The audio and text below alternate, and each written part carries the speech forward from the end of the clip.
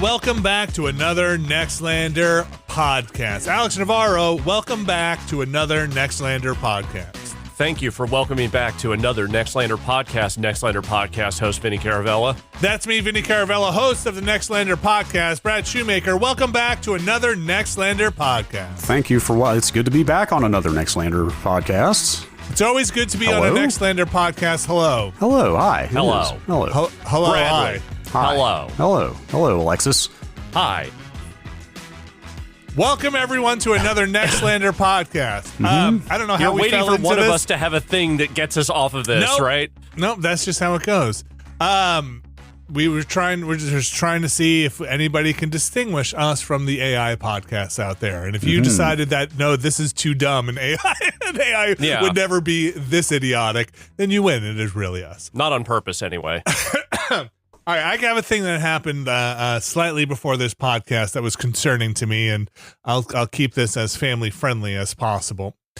I was eating lunch about maybe about 45 minutes ago. What time is it? Yeah, maybe around an hour ago. And I was having some leftover ham I had, off the bone ham from Easter, and I made a sandwich out of it. I bit into a part that had like a gristle. I don't know what's in ham, like a tougher part of the ham or something like that. Some cartilage. Maybe some cartilage or something like that. And my teeth like bounced off of it, and I was like, oh, okay, and I kind of spit it out, and it was like, as one does. Thought I was done with it, and then I was brushing afterward, and my front teeth were all numb. That goes away after a while, right? I think so. Sure. Why were I was telling my wife, and she was like, wait, your teeth have nerves and stuff in them? I was like, look, I don't know much about teeth and stuff. I know they do root canals. They do I know have nerves, yes. Stuff like that. But I'll tell you what, I know when my damn front teeth are numb because the toothbrush was up against them, and it was really disconcerting, like really a very bad feeling. So wait, you bit into the cartilage with your front teeth? I don't know. It was like not a big deal when it happened. It might have. I remember chomping into something, and that was the only different thing about my sandwich eating experience. Huh. And then I don't know. Maybe there was some like but it felt fine. It wasn't weird at the time. So nobody needs to get the heebie-jeebies about what happened there, because that was a fine thing. Nothing was like eat. I know teeth stuff can be weird. It wasn't weird. It was just like a normal thing. But then I think it's better now. I keep tapping my teeth to see. Yeah, I mean, you could have just, hit a nerve. Like the nerve could have just gotten, a little bonk there or something. Maybe and something it just got went a little bonked. funny. Yeah, like I said, I've decided, based on recent experience, that maybe nerves are bad, and perhaps we would be better off without them. We do kind of need them, unfortunately. Yeah, you just get so used to them. He's so used to feeling your teeth. Anyway. It brought me to that. I think it's getting better. It's getting better all the time. It brings me to a thing that I wanted to mention also, which a benefit of working from home. Now, I miss going to an office sometimes, and then other times I'm like, I really don't want to go to this office ever again.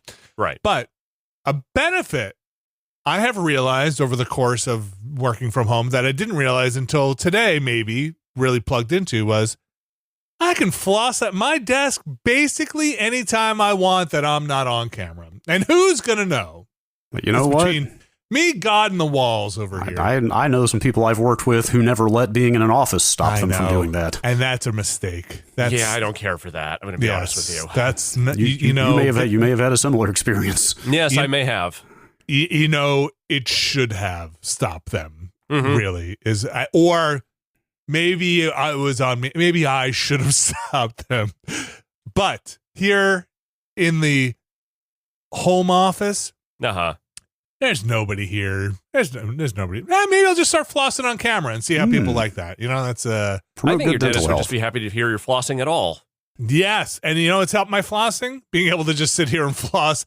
Something's rendering, something's exporting. Just keep a little floss on the desk, and what? Dig in there. Just get in there. Get right in there. Why does flossing have to be in the bathroom anymore? Nobody knows. I mean, having a mirror helps, but Yeah. Look, I don't need to watch myself floss. I'm not, look, like you said, I'm just happy there's flossing happening. I hate flossing. I think everyone hates it. It's the worst thing. Do no they? One likes it. Some weirdos are like, I love flossing. Maybe they love the results of it. Whatever. I enjoy having clean teeth. Some people like Fresca. People are idiots. Like fucking, who knows? People like all kinds of weird shit. You leave Fresca alone. Yeah, it's fine for it. It's the first thing that came to my mind for some reason. I do think flossing even more than brushing and a lot of other personal hygiene things, even more than clipping your nails, is a personal. You do this in behind closed doors thing. Oh yeah, I only do it over a sink. There's too much of a splash zone there to do it anywhere else. I mean, that is fair. To be fair, I try not to do too much plucking around, with the floss. I do a pretty sensitive floss. I also switched to, I tried to switch to like a more string floss and less of a Teflon floss. And that requires a little bit more of a softer, gentler attack. I can see how that might go bad if you went hard with that. Yeah, well, it just breaks really for me. The string just breaks. But yes, anyway, that's floss talk, baby. That's Vinny's dental update for the moment. Yeah, we'll see if I sound weird. It's because my tongue is hitting my teeth in weird ways that I don't feel. So yeah, everybody let me know as I floss and spit my way through this. Don't touch my keyboard. That's the other thing. Don't come in this office. Don't touch my keyboard. If I sounded all funny, it's because I think I might have a sinus infection or something. I don't know. Is this like part 4 of the allergy? I don't know, dude. Something weird is going on with me. I chalked it up to sinuses allergies last week because I figured, there was a big bloom. It was the first warm days. Like maybe it was just hitting me hard. But I've had this continuous sinus problem, I don't know, probably for a little bit here. And also my sense of smell is getting kind of wonky. And I'm like, okay, I might have an infection or something. You got late stage COVID. I don't think so. I did test myself for that. I tested negative when I first got home, just because, it was like one of those like, hey, I was on a plane. Let's just make sure I didn't get anything. I was going to say, it's been, 2 weeks? Since I left? Since you've been back. Well, since I've been back, a little under 2 weeks, yeah. A little under 2 weeks. Yeah, you're way out of the zone. Yeah. Yeah. And if Brad sounds funny, well. Yeah. Speaking of voices. Let's be real. Things look, I'm what? You 8? sound better. You do. Today I'm 8 days out from the surgery, so definitely doing all right. But if things are still a little raw in the throat, if I sound a little bit lower energy than usual, which is probably pretty low. And I'll say all this things because considered. Maybe Brad is a little too humble to say it himself. He has to sleep in a night brace, and that just sounds I've got wildly uncomfortable. I've got a large, rigid plastic collar on that I have to wear 24/7, and sleeping in this thing is. I would not wish it on my worst day. Everything about this experience has been totally straightforward. Surgery is not nothing. Like there are things you have to do to get through it, but it's all been totally fine, with the exception of sleeping in this brace. Like figuring out how to sleep with a large, and it's a pretty large. It's pretty large, and you have to wear it during the day. Plastic, as well. Yeah. Basically, I basically have to wear it all the time except for showering for 6 weeks. So, sleeping in this thing has been a real challenge. Mm-hmm. Should put they should do the thing. They should have a little dial on it where you can crank it like a millimeter each day to get like a little more height. Just like it starts stretching out just a little bit to be like. Hey, I'm coming out of this. I'm now 6'2". That's right. But I can't wear scarves. I did gain 1.6 centimeters. That's right. Oh, I didn't hear it in millimeters. 1.6 centimeters. As they said. Yeah. Wow. Look at you, tall guy. You're over 6 foot originally, right? Oh, about 6. About 6. Okay. Yeah. Alex, you're 6'1", 6? No, 6'0". Wow. Welcome to the 6'0 crew. Yeah. There's a distinct possibility I'm down to 5'11" based on some of my hunching these days. But they took my height. One of the pre-op appointments I had before this, they took my height and it was under 6, and I was like, they weren't kidding. I guess I have lost roughly the space of 2 discs worth of height. Did you gain it back? So they say. Okay. So they say. My girlfriend said I look taller. I don't know. Wow. Maybe you're just standing up straighter now. Just happy. Walking tall. Speaking of walking tall, standing up straight, and zombies, you finished Resident Evil. At least lurching around like one. Yeah. Yes, Resident Evil Requiem? Oh, no, Brad, you finished the Tale of Grace and Leon. Yes, didn't really have a chance to play much else as I was like drugged up and sleeping and stuff, but I did play. That's understandable. But I did play a good bit of Requiem, enough to finish it. Well, here we go. This is it. This is Spoiler City. We're doing this up at the top here in case anybody needs to skip ahead. Though, Resident Evil spoilers, they are what they are. When I say that, I mean, look, there's going to be zombie talk and probably talk about some viruses. And they already blew up Raccoon City, so we might as well go to Spoiler City, right? That's right. It's going to Spoiler City. So that is the spoiler check-in as we enter into our end game discussion of Resident Evil. First of all, Brad, what'd you think overall? I think, was I still in the mansion? I'm just going to call it the mansion. It's the Rhodes Hill, what is it, care center the or facility. whatever. I don't think you had switched over to the main part of Leon yet, because I was waiting to talk about that. I think I was in the basement with Grace, actually, when we left off. That might be true, yeah. Not knowing at the time that would basically be the last time you play Grace. I mean, with the one brief exception at the end, which doesn't really count. Yeah. I think I said this before. That mansion stuff is like top tips. That's peak Resident Evil. Like that's some of the what best. You're here for. Some of the best of that type of Resident Evil. Mm. I think I then proceeded to maybe like that game a little less, and then a little more or less the more I played it. Really? So you did not enjoy the Leon stuff as much? The first Raccoon City stuff was okay. Like the more open world. It's almost Metroid-y. Like there's kind of an almost, well, not quite actually, because you can do things out of order, which I actually ended up doing. I think I went into the apartment building last. Which I think they want you to go in there first because there's dialogue. When you finish the apartment building, that's the one with the zombies shooting mortars at you, which is very funny.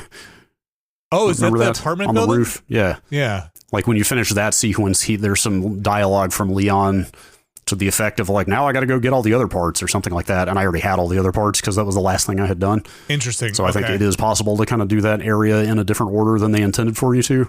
I didn't mind that part so much. It's just, I think that game is just trying to do a little too much. I think it's trying to be too many things. And, I mean, they are just two completely Resident Evil experiences. Yeah, I mean, we talked about it before. Also, this is kind of going off on a tangent about a different aspect of this game, but I think when I referred to this as like greatest hits of Resident Evil a couple of weeks ago, I was just talking very broadly about it's basically what are the two types of Resident Evil? It's RE1 and RE4. Right. And this has both of those. Yeah, but I didn't realize how seriously they were going to take the fucking greatest hits thing and like return to Raccoon City until like. So I knew about that from reading social media and stuff, but like going back to the police station, and then a Mr. X shows up, and then liquors everywhere. Mm-hmm. Okay, and like, wait. it's just like it felt like one thing after another of like remember this, like. I don't know. Okay, so we just got to this part, so Alex has seen this as well, where you finish up Grace after the mansion and the helicopter, and I mean, Grace's last thing is really when she gremlins spikes the girl in the sun when she melts her. Yes. And that's really her last thing. And then she meets what appears to be a very suave-looking Wesker-esque character. Yeah, dude, the story is a whole other thing here. Did you think it was Wesker when you saw him? I didn't necessarily think it was Wesker, but I thought it might be a clone of Wesker, which it seems like maybe what they were going for. I believed it could be a Wesker, if not the Wesker. Just because, I mean, they pretty definitively killed Wesker at the end of 5. It was 5, wasn't it? Yeah. I'm like, I know. Volcano's a hard one to come back from. Like, I know in this type of series, nobody is truly ever dead or whatever, but it just seemed... Frankly, even in a game like this, it seemed a bridge too far to just be like, by the way, the bad guy's Wesker again, when, again, they're doing all the other shit of just reference after reference. I think the RPD stuff in particular would have hit like 1,000 times harder if the RE2 remake didn't exist. Like if that I don't know. For me, I think it was better because I remembered more of it. It feels to me, it feels too soon to play that card. Like it just feels like I still pretty distinctly remembered the layout of that stuff from that game. And it just felt like, oh man, really? Like I get where you're going for here, but it just feels like for me, the impact was kind of diminished because we've just seen it in a nice modern package so recently. I think the police department stuff just feels very tight and small because so many rooms are blocked off. So you're just kind of, but it is fun to be like, what is this thing? Or like, I remember this puzzle thing here. There's a couple things like that text on that statue where it's just like, that was a weird puzzle and it's still got your solution on there. Like that was cool. That was funny. But the broader strokes of it just felt a little silly. I mean, kind of the same thing with the orphanage. Like they're like, oh, you got to get to the orphanage. That's the entrance to the lab. Yes. the orphanage is gone and you just jump through a hole in the floor and then go through a bunch of subway tunnels. It's like, yeah, you didn't need to get to this town is a smoking crater. The orphanage is not an entrance to anything.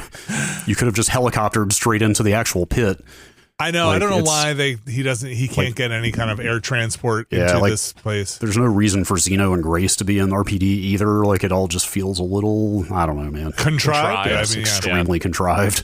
So there are two spots that you've now passed since you finished the game where doing the speedrunning part were so frustrating. One is the orphanage as the young kid you play as, and the other, because it's all, you can't just burn through it, right? You gotta wait for so much stuff. There's the motorcycle ride. Yeah, you have a timer, right? When you're doing that 4-hour run, you can see what your time is, I guess. So I can see that being pretty... Like there's like nothing unskippable. Yeah, it's like hurry the fuck up. I've got a train to catch here. Like, I need to get through this. Yeah, and so there's a lot of stuff like you got to hide under the table until the kids come and bang, or hide under the bed until they bang on every bed, and you're like, dude, come on. So those two parts, the fourth time you're doing it, are just like, dude, this part. The motorcycle ride is silly, and that was fine. Like silly thing. It was a bit over the top for me, but also, I mean, it was fine just because it's 5 minutes or whatever. I think the double lab stuff with Grace and then as Leon, I thought was a fun way to, again, go back to, like you mentioned early on, have Grace do a thing and then have Leon just basically go back and murder everybody who's kind of, yeah. Although, goddamn, the lickers take a lot of ammo.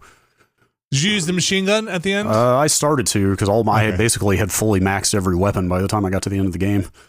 So, pretty much, it's just to an extent, but it doesn't stop the lickers from getting up on you, though, even if you're dumping into them. I actually used the Requiem on them quite a bit.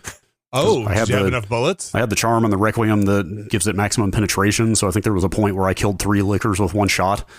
Oh, wow. Because they were just happened to be lined up, which was extremely fun.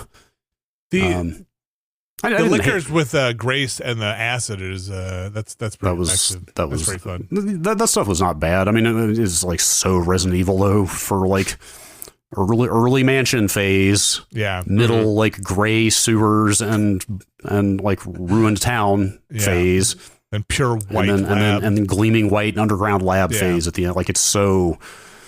I don't know. I enjoyed the game overall for sure, but the first half of the game is the game. Like we talked about last time. Like most Resident Evil games, they really, I feel like the beginnings of them, the first third, maybe, are the parts I remember the most. Yeah, it's just that you spend so much time with Leon, which I thought it was okay, but like I thought like 4 remake was better as Leon gameplay goes, or 2 remake, and by the time I got back to Grace and opened her inventory again, it felt like I was in a different game. Like, I spent so much time with Leon that by the time they give you Grace control again, it was just like, oh, I have no more memory of playing as this character with these mechanics, because it felt like a different game for the last several hours. Like, it's just a little lumpy. And I looked up what I could find about the game's development, and I don't know if we'd talked about this before or if I ever knew this, but I guess this game started as like an online open world game.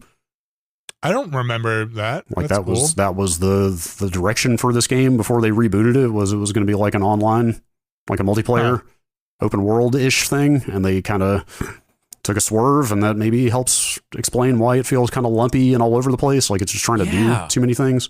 Like, that makes actually a weird amount of sense, because you think about like the big open areas that like Leon is running around in and stuff, and the fact that like, you know, that character is even in this story, considering a lot of the plot sort of revolves around Grace and kind of like her whole backstory and stuff. Like, yeah, I could see them trying to shunt part of that multiplayer thing into this other thing and then ending up with what you have. Actually, that makes sense. It does feel sort of like maybe they had a lot of design and mechanics and maybe some world stuff built or planned that they kind of, I don't know, muddled together. Remodeled, Yeah.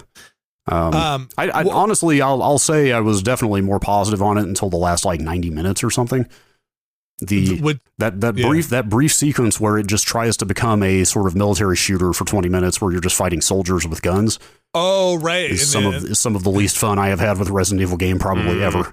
Yeah, like, they don't drag it out too much. Thankfully, it's like 3 rooms of guys or something, but I was just like, these mechanics don't support this. Like, this is not what I'm here for. What are you doing? Yeah, they really don't. They don't drag it out too much. I think they really just have you fight like 2 rooms worth of guys, and then the axe fight I thought was bad. Yeah, I guess I didn't realize this until last night. I was reading about it. I guess that's Hunk that you're fighting, or it's meant to be Hunk. Like, there's definitely stuff in this game that like.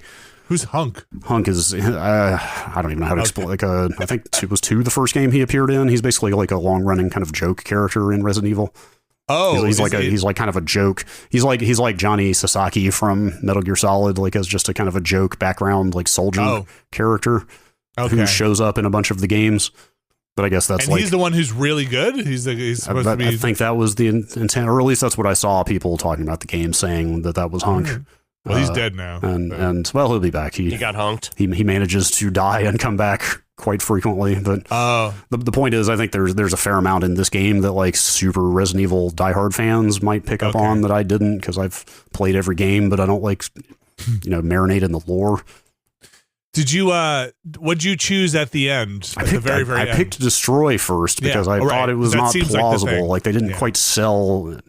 Like on replay, looking at her dialogue leading up to that choice, I was like, okay, I can kind of see why how they're gesturing toward you should pick what seems like the bad ending.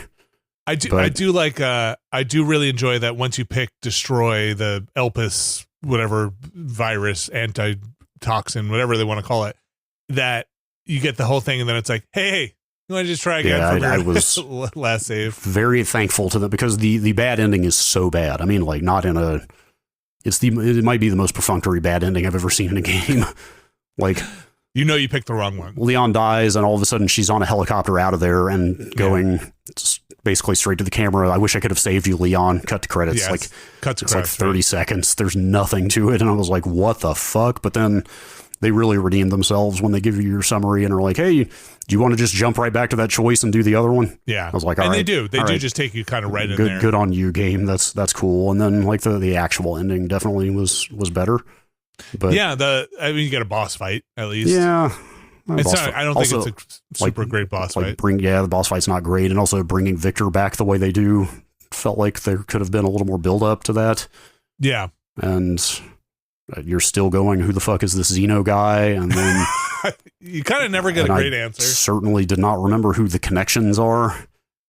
Although, they're like secret society. Yeah, they're kind of the new like super umbrella. They're kind of like they were the shadowy organization behind the shadowy organization the whole time. Yeah. I guess they're in 8. I think that they are. I think they are built up as the organization that's like running things in 8 when you're in Eastern Europe, but I took them to be like an Eastern European organized group. I didn't take them as a global thing. I think they're mentioned like in the intro of 8 or something like that. And they're trying to become mold people. Or like they're working with. I had forgotten most of this, but I went back and read some 8 stuff. Like they're working with Miranda, the kind of big bad of 8, the mold queen. Mold queen. Do you? But I think they're the new villains for the series, basically. And then at the very, very, very, very, very, very, very end, they do a thing with again, we're just talking super spoilers here, but they do the thing where it's like, yeah, even though you got the good ending and you kill everyone, you kill Victor, and he's a nemesis by that point. Is that what the classification? Is that what they call it? Yeah. Okay. But what is a nemesis? Like, is a nemesis a category? Because that thing is like 50 feet tall. I thought nemesis was the thing from 3. It is the thing from 3. I mean, I don't remember if they break that out as a category, but I've always just sort of referred to them as big hulking guy stalks you. Like that is how I refer to nemesis and nemesis likes. I mean, okay, here I am looking at God help me, I'm looking at the fandom wiki. The nemesis T type, I guess, is the one from 3. All right. You do find that monitor toward the end of the lab that is basically like a catalog of BOWs. I think that's fun. Which I thought was kind of funny and goofy, and they mention in there the nemesis is like the nemesis is basically call for price. Yeah. And that's the one that it's like, hey, if you want one of these, give us a call, we'll figure it out. And it's like liquors are kind of cheap in that catalog. Yeah. So at the very end, after you've beaten everybody, and then he's like, Grace is like, but Emily, and then Leon's like, I didn't shoot any vitals. Yeah. Who knows? Yeah. And then apparently everything's okay. And then the game has maybe a great but dopey ending where it is just fucking Grace back at the desk and her boss being like, Grace, where's that report on how the government has been working with the connections or whatever the whole time? How about this whole part where you sent Grace off to die? Uh-huh. You know, she's just basically back at her desk being like, yeah, boss, I got it. Yeah. I'll get right on that. I wonder if there will be more Grace or if this was her game. I don't know.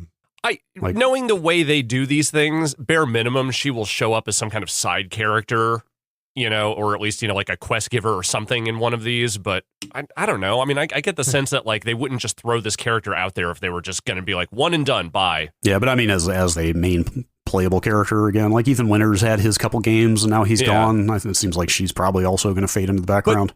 But nothing by the end of the game, she doesn't really have a whole. She doesn't come back like the hero's journey in a different state. She's basically just reset back to desk agent who maybe knows a little bit more about what happened to her mom at this point. Right. Because they reveal throughout the game that there is really nothing special about her. She's not the key to anything. She was adopted by, what's his name? Mr. Umbrella, John Umbrella, whatever, the founder. Oswell Spencer. Sure. Thank you. But there's nothing really special about her, right? She's not a clone. She's not a... No, I guess that's the revelation of the end of the game is there was never anything special about her. She was just a kid. Anyway, so... It's an anxiety case. That's it. And I guess the only thing was that her mom was not necessarily her mom. Her mom was her adopted mom. And so that she comes back and it's not like, oh, I've got this virus or I've been exposed to this thing or I've got superpowers. She's working back at the FBI. She's not a great shot. She's not like, what would you do with her in another Resident Evil game? Leon, I feel like you end Resident Evil and he's been through all that stuff. And you're like, yeah, like Resident Evil 2. And you're like, okay, like where rookie cop is no longer rookie cop, right? Chris is going to go on to become, head of the, was it BSAA or whatever and Grace is, another anxiety case in the agency. Yeah. Yep. So they come at the end, right? It's the BSAA that comes to the rescue of everyone at the end there? Is that what happens? There's a specific name for that unit, which again, I had no fucking idea who that was. It was like the Wolfhound unit or something like that. Okay. Maybe that's part of BSAA. I have no idea. But also, what is Leon? Leon's part of the DSO, right? In this game, the Division of Security Operations. I thought he was like off grid. No, I think he isn't. I think he's DSO in this game. Okay, with his handler. Pretty sure. I don't know. I don't know who's part of the Bioterrorism Security Assessment Alliance. Chris these days. Maybe Chris. Where's Chris been this whole time? Where's Chris? Where's Chris? Where's Claire? Where's Barry? Where is Claire? Claire will appear in what I have to assume is the forthcoming Code Veronica remake. Okay. Yeah. Like that has to be happening, right? Like they're running out. You think Chris is in the DLC for this one? They do a lot of where is Chris? Chris was busy. Where was Chris? Chris was busy. So they know what you want. Is there going to be DLC? Oh wait, didn't some Ada Wong stuff leak about this game for DLC? I thought, or maybe it was the voice actress was talking about it or something. I assume Chris will be in the next game. Like probably. It really just feels like they are just alternating Leon Chris at this point, right?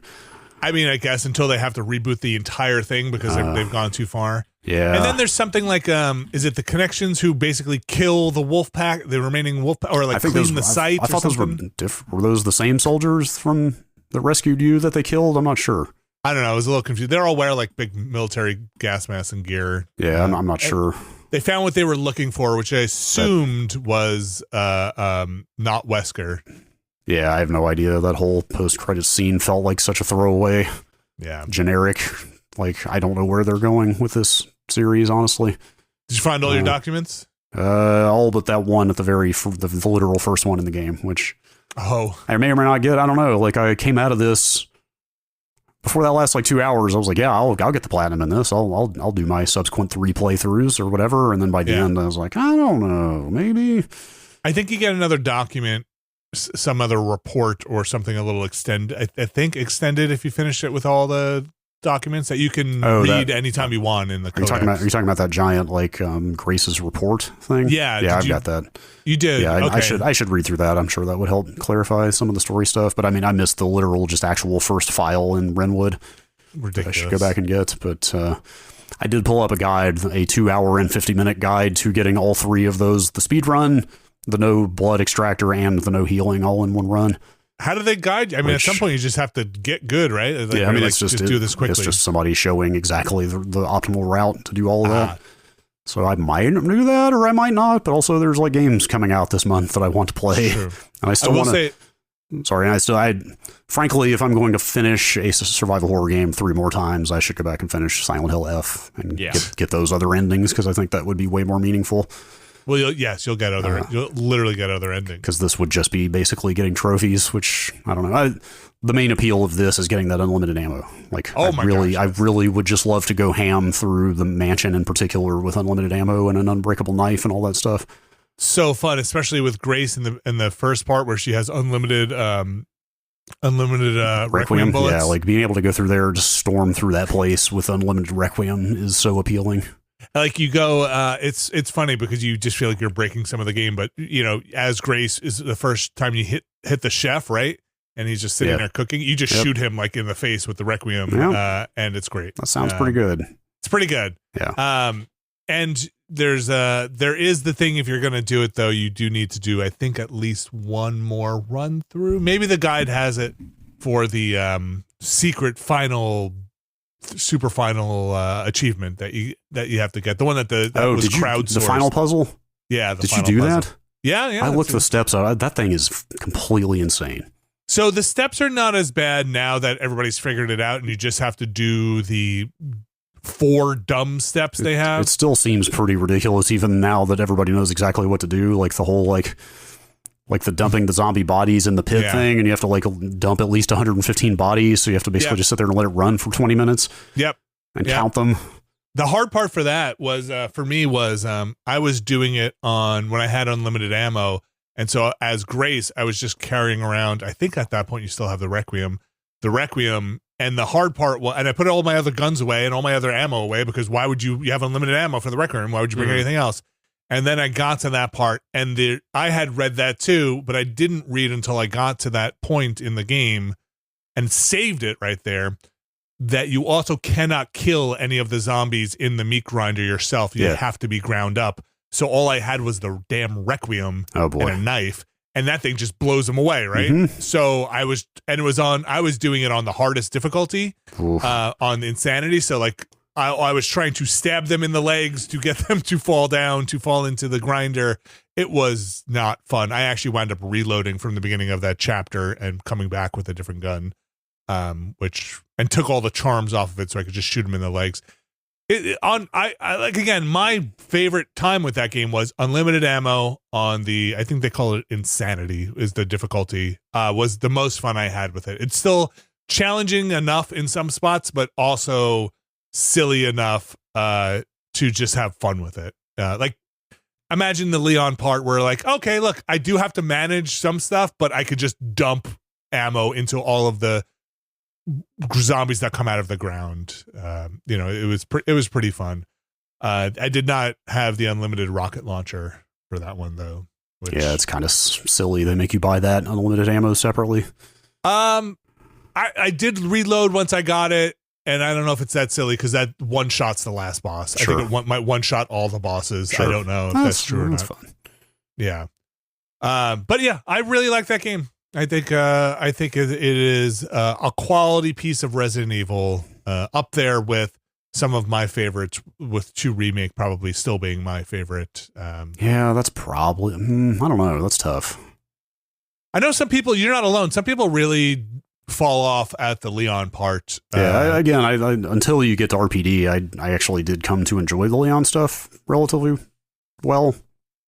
It's only really the back third of the game that I feel like it kind of lost a lot of steam for me, but it just feels a little too much like they didn't have a lot of ideas for this, or maybe it's more that 8 was super weird and they maybe overcorrected. Like I'd have to pull up the sales figures. I wonder if 8 underperformed. compared to some others or something, and then they maybe got spooked and were like, we got a little too offbeat with that one. Did really well. I'm not sure where it ranks in the. People love that big lady. They certainly do. I don't know if that translated to sales though. I mean, you can get a costume for Grace that is the big lady costume. I'm sorry, but if a big mommy dummy isn't enough to get that game sales up to acceptable numbers, then I feel like society is broken. What are we even doing here anymore? Let me just check. Village is like 1, 2, 3. These are not numbered. Village is like toward the bottom of the top 10 in sales. Okay, which is still 13.5 million copies. Yeah, that's not nothing. It's still not nothing. But I wonder if they were like, we need a little more meat and potatoes on this one, and then at least for my taste, went a little too hard on the nostalgia. I'm gonna say I don't think it's so much meat and potatoes as it is meat, potatoes, a whole bunch of vegetables, and several other ill-fitting dishes that maybe don't like you're already overstuffed by the time you get there. Yeah, I'm really curious to see what the next game will be, but again, I think the RE1 remake rumors are like practically taken as fact at this point. And I assume they'll do Code Veronica as well, because how could they not? But beyond that, like. They did remaster one, didn't they? Yeah, they did that. Well, so they did that, like, this was like GameCube era. That was a long time ago. Was it a GameCube exclusive when it first came out? I think it was.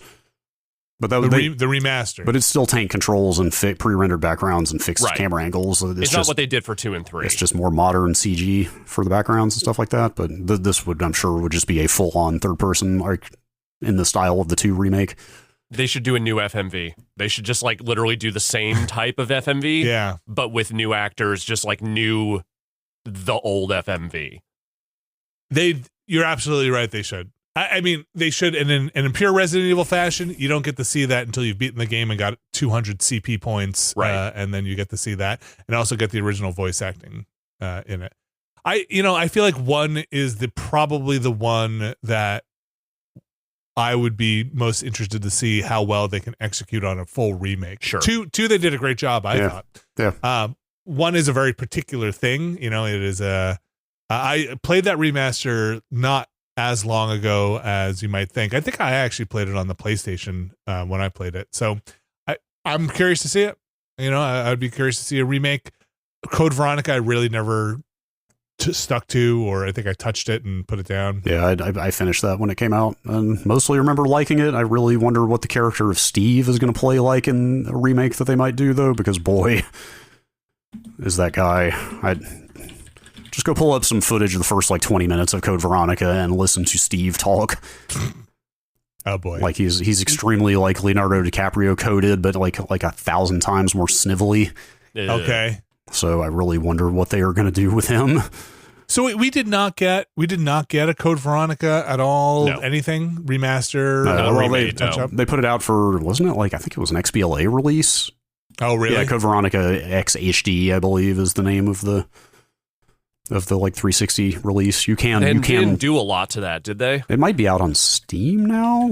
No, it's just a higher, because It was a Dreamcast game, so it was all 3D. There were no pre-rendered elements in it, so it was primed for just a higher res treatment. So it's certainly playable.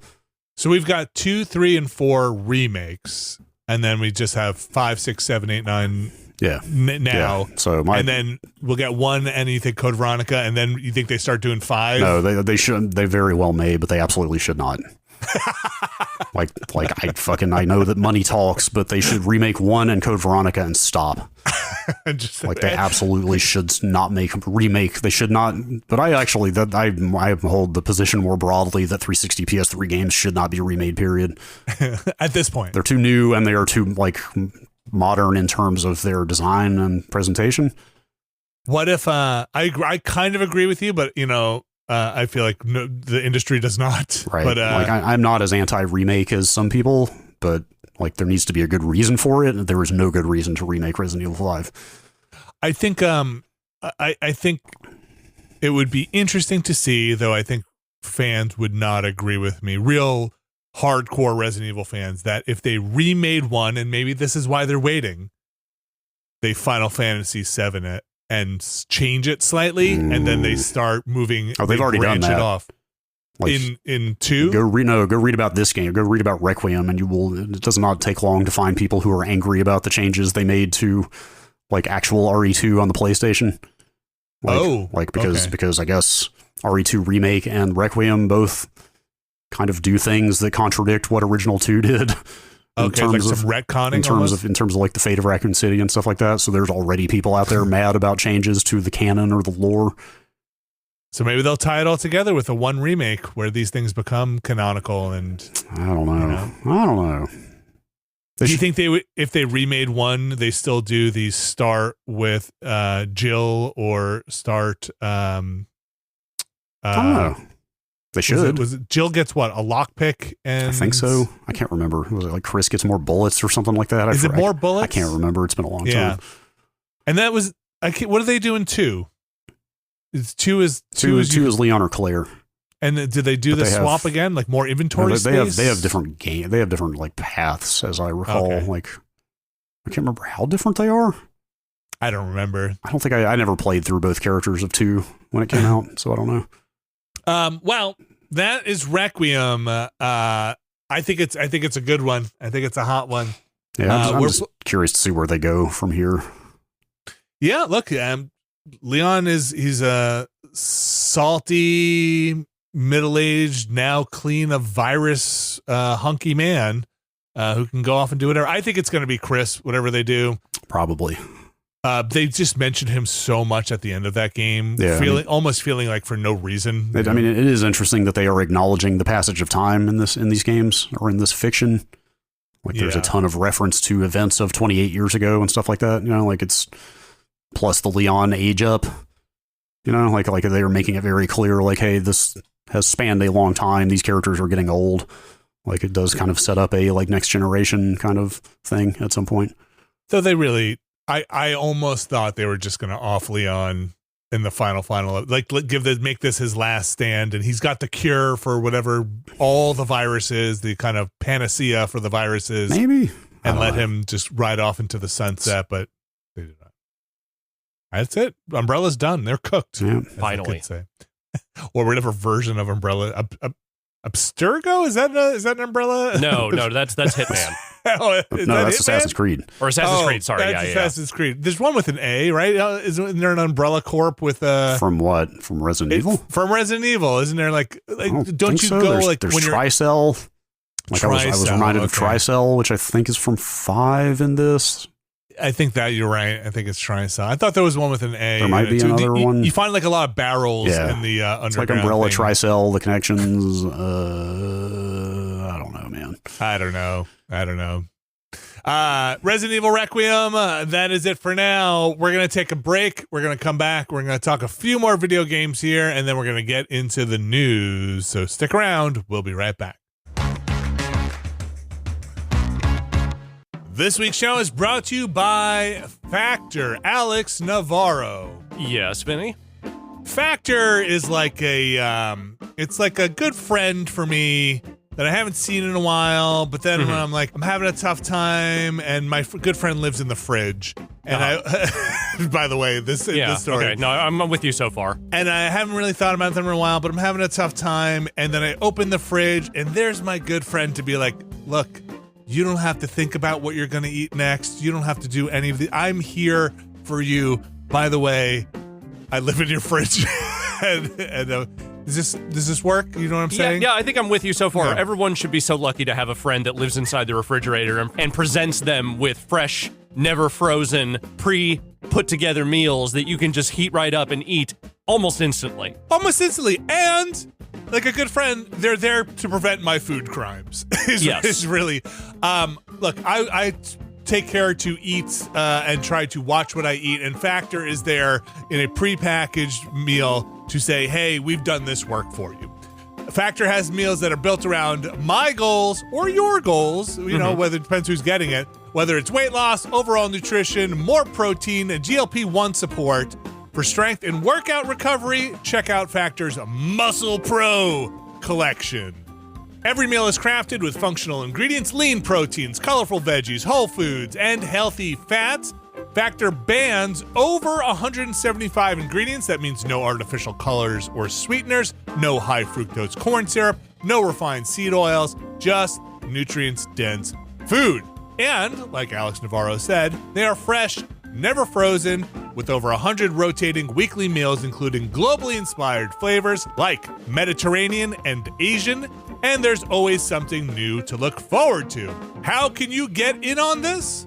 Well, Alex Navarro, you can head to factormeals.com/Nextlander50 off and use code Nextlander50 off to get 50% off and free daily greens per box with new subscription only while supplies last until September 27th, 2026. See website for more details. Thanks, Factor. All right, we are back. We have a couple of smaller things here to talk about. Not smaller games, but maybe shorter amount of time here, and then we'll go on to the news. But first, before the news, Alex, a game that I thought might interest you. Brad played this while you were out. It is about managing let's call it retro, because I don't know if it actually takes place that far in the past. I think they say it takes place in the 90s. In the 90s? Yeah. It is a retro rewind video store simulator. How is your video store rental going? First of all, you were right.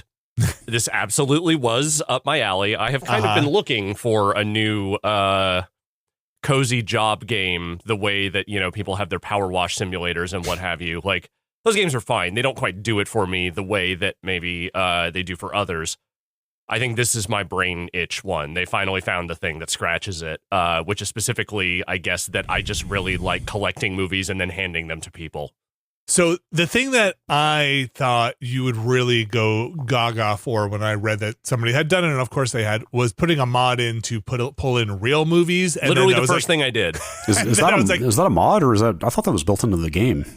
So it's a mod. I downloaded I think it's the Real Movies mod from Nexus Mods. They don't have official Steam Workshop support from what I can tell, but there's a decent number of others. There's another one that also rebrands everything, like with the Blockbuster boxes and stuff. Sorry, let me step back. What do you mean by Real Movies? You're talking about the actual boxes on the shelves? Yes. Oh, wow, that's cool. I didn't know about that. I was talking about is I think this is built into the game, and maybe you've done this. You can put there's like a folder you can drop video clips into, and those will play on your... Yes. One of the upgrades you can get is, like, remember the TV Blockbuster style, like, little CRTs mounted up high around the store. Like, you can put custom trailers in, and it'll play on those TVs. So there are also mods for that. I grabbed one that had like two or three 2-hour blocks of like sci-fi trailers, you know, action movie trailers, things like that. Man, that would make that game so much cooler. The one I downloaded, they already applied a CRT filter over it, so it looks like it belongs on that little TV or whatever. I haven't tried this yet, but I dropped a couple of things like that Canon film reel that I have, and also like some of these. There's a thing, I think it's called 42nd Street Forever, which is like these, I want to say Alamo Drafthouse produced compilations of trailers that played in grindhouse theaters in the 70s. So I'm going to see if those work in the game as well. Does it turn off when like the day is over or like the power goes out, or is it just always playing on that little CRT? I mean, you can change the channels is the thing. Each folder is its own channel, so you can either turn it off or just like set it to a different channel. So when you pull in the mod, because this stuff is very interesting to me, and this is what made me think of you, of like, oh my gosh, Alex is just going to organize his shelf forever. Yeah. Are they contemporary movies? Are they movies of the time? Do you get to pick? How does it know? There's so many movies, Alex. How does it know what movies to pull in? So the one that is the Blockbuster mod, which is not the one I have, they say they have something like 20,000 titles between 1945 and 2025, I think. Wow. I don't know what the main one, the one I'm using, I don't know what the numbers are. Most of the stuff I've found has been from like the 80s and 90s. Okay. But it is a lot of stuff. Let me put it this way. So there's a guy that you can buy illegal videotapes from on Tuesdays and Thursdays. Yes. That those movies have been replaced with, let's just call them like the erotic thriller. Not so much actual porno, but so like one of the first movies I grabbed there was Bound, you know, by the Wachowskis. The other one I grabbed was Color of Night. One of the most insane movies I've ever seen that is also trying to be an erotic thriller. Okay, so they're not necessarily the behind the saloon doors movies, but maybe like NC-17 adjacent? I'd say like hard R, most of these. Yeah, okay. And so when you patch this mod in, it's randomly just changing the movies. You don't have that much agency over what's going to get branded. No, it doesn't seem that way. Like, for instance, the first new release I got was Meet Joe Black, which is, I'm sure was a new release in the 90s, but I had no control over that. It was just like, this is one of the new movies that you're going to be putting out here. You get the packs the way you would with the normal ones. Like, here's your sci-fi pack, here's your horror pack, and all of that. It's just now all that stuff has been populated with real movies. So now I have fucking, A Nightmare on Elm Street and Troll 2 on my shelves. That's awesome. That would make me want to play that game more. But they do have you found, as somebody who enjoys movies and this, I feel like this genre speaks to, do you find that they label the genre of movie appropriately? Mostly, yes. Okay. There's a couple that I might quibble about whether it's technically a teen drama or a teen comedy or something like that, but it's kind of like you can probably make an argument for either one, for at least the ones I've seen that are like I wasn't quite sure about. Because gameplay wise, they need to make sure that they would need to make sure that the labels are correct. When somebody's like, I'm looking for a horror. Yeah, they still have to fit in with what the customers are asking for. So when a customer has reserved a movie, are they using the name? Like, hey, I reserved Meet Joe Black. Yes, the mod specifically replaces the text for any of the movies that are built into the game with the one that is appropriate. Oh, that is very funny to me. I do have two criticisms. Okay. Of the mod in particular. The game itself is totally fine. Like, it is absolutely, you are running a business type, cozy game. The mechanics of it are pretty simple, but I feel like enjoyable. I think it might be I certainly haven't sampled a wide variety of these sorts of job like store simulators, but it's probably the best mechanically that I've seen. Like, the upgrade loop is pretty satisfying. Yeah. Like the calendar thing, it communicates pretty clearly like when your next upgrades are going to come and what they are, and like the ways you expand the store feel pretty rewarding. Do you have employees yet? I don't have employees yet, but okay. It's fine because like I'm enjoying the actual rhythm of doing all the tasks myself. Like, I think that the actual like gameplay rhythm is pretty solid for one of these. Like, it feels like none of it is overwhelming, but there's a lot to do. There are many of these. I feel like we have only touched a few of them, but this one seemed pretty tight. This one feels more, for lack of a better word, like professional than some of the others. Like, this one definitely still has some jank or feel, just like, some of the menu design a little janky. The people look like they've come out of the same human generator that every other one of these games uses. Like, it's not super high production value, but it just feels a little more polished than most of them. It's got just enough personality under the hood, and like especially with like the shady tape dealer and stuff. Like, I think that stuff is fun. The two criticisms I have about the mod are, I think they haven't quite nailed the sizing of the movie posters on the box. They look a little small for like what the blocked out space is on the box. Oh, sure. The whole poster is on there, so it's not like it's cutting stuff off or anything. It just isn't perfectly sized. So it's not the box art from the original VHS box art, or it is? Well, no, because it's like a VHS tape cover, so it's basically just here's the poster art on the VHS box kind of thing. It's like that plastic sleeve kind of thing? Yeah. Got it. Okay. The other thing is, oh God, what was I had it in my head. It was there a second ago, and I'm losing it. Oh no, don't lose it. I think I may have lost it. Whatever the second criticism was. Well, maybe we can jog that memory. Oh no, I've got it. Some of them are wrong. Like, every once in a while, I will get a tape, and this might just be a bug. Like, I got a copy of Top Gun, but it had the 10 Things I Hate About You poster on it, and I'm like, okay, so something in there might just be a little hinky with, like, image assigning and stuff like that. Okay. I've only gotten 2 that were like that out of all the ones I've grabbed. It's just, it seems like there might be a couple of small bugs in there. But it is Top Gun is the movie. And Top Gun is the movie, and it is listed under the correct genres and everything. It just has the wrong poster art on it. So, how have you enjoyed like curating your store and your shelf with your movies? Are you like, do you put them in some kind of alphabetical order? You just throw them on a shelf? I've just been throwing them in shelf on by genre. Like, I try, at the beginning of the day, I will often like try and organize things. So it's like, hey, the same movies are all on the same shelf, or, like a little alphabetization. But once people come in and start pulling stuff off the shelf and I've got to start shoving things back on there when they're returned, I just give up. I don't care about that until the next day. So do you, on your new releases, that's the one where it's like, hey, this is a new release. You might want to order multiple copies. That was your Meet Joe Black. Your big. That was my first one. Yeah. And was that a mover? People were all about that Meet Joe Black. Let me tell you. Did you make it? Because when Brad was playing, we had one of those. I don't know if we made it too far after the window of that new release. I was kind of curious. Do you sell them back? Like, what happens after the new release window is over? Are you just holding on to 10 copies of Meet Joe Black? Well, I only bought 5, and I think that may have worked out in my favor because then I don't feel like I'm overstuffed with them. I haven't tried to do anything with any of the tapes that, like I haven't tried to sell them back or anything. I've had a couple come back destroyed, so I've had to throw them away, but other than that, like I've mostly just been cycling through stuff and then just building more shelves, which is how I collect things. I never give anything away or get rid of it. I just add more shelves.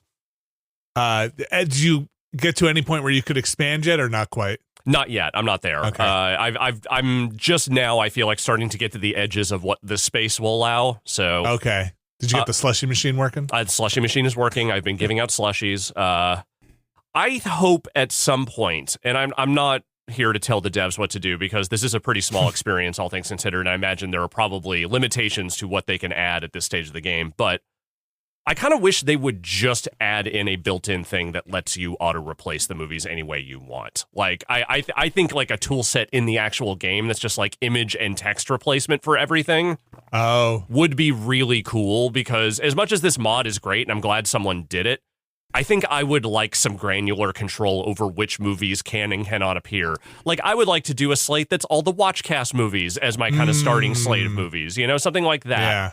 Again, that's a tool set you have to build into the game, and maybe that's just not where they're at spec-wise right now. But I think that if you were to build this out over time, that is like a number one thing I would want. Yeah, I mean, that's probably a cart before the horse thing of they would need recognizable movies for that to be worth doing because they're generic mix and match movies are like funny for 5 minutes and then completely forgettable. Yeah. But obviously this thing is so like low budget that they're never going to go out and license real movies for it. No. So.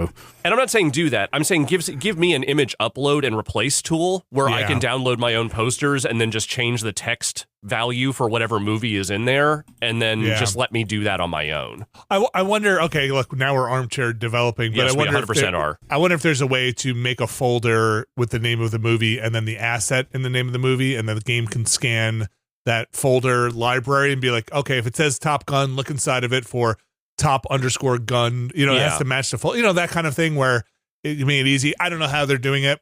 You can't do that in the folders right now. Like basically all the game assets are in like one bat file. So like I think that's why you need the mod to do it. That's why I'm saying I think something in the game interface that lets you do that I think would be cool. Well, maybe if it does well enough, it does seem like this thing got picked up in a way that some of these don't, You know what's really funny about this? Like, this is the kind of thing you could absolutely see someone who, like, badly wanted to work at a video store or like the sort of imagined idea of working in a video store really like, which is me. I have to imagine anyone who has ever actually worked in a video store will find no satisfaction in this whatsoever because they will just be reminded of their bad retail job they had for a long time versus like, this, it doesn't have that sort of like dreamy sort of like, it's all like I always imagined it would be kind of thing. Like anyone who comes into this and it's like plays is like, nope, this is just like when I was 16 and worked at Blockbuster. Can't play this right sucks. now. Can't do it. Yep.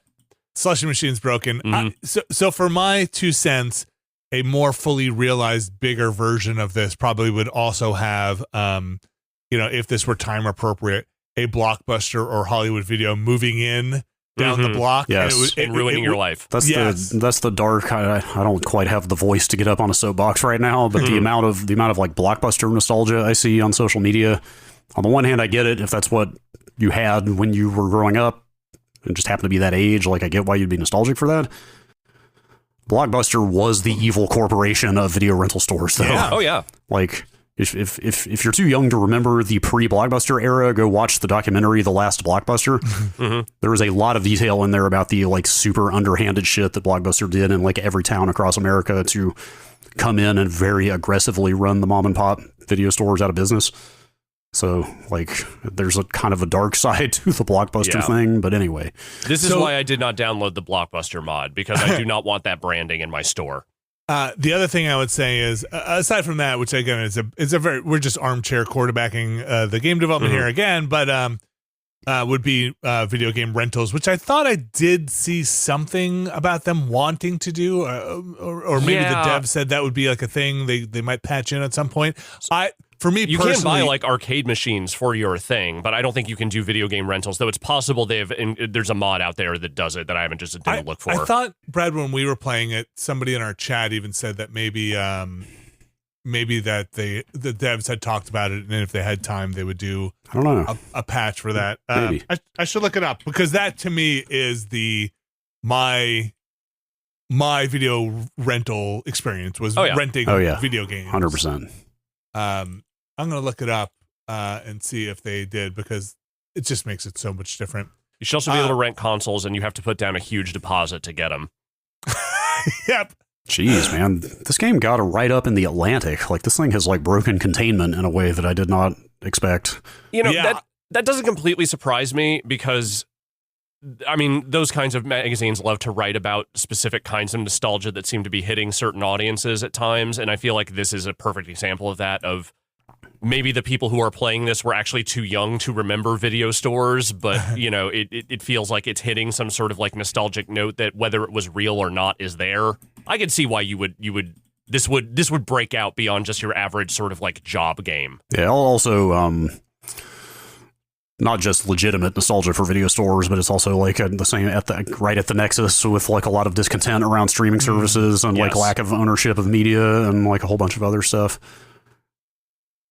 Yeah, right, exactly. Like, I wonder if there's a crowd that even goes beyond the nostalgia, or like, you know, a pining for a time that they didn't know, right? Like, 100%. You know, this was a thing that my parents talked about, you know, going to the store and renting. It is funny to have a crossover of the people, like you said, Brad, that are like the mom and pop crew, then the people who really loved going to a Blockbuster or Hollywood Video, and then the people who are like, what was that even like? What was that world like? I saw a piece the other day that mall activity is up.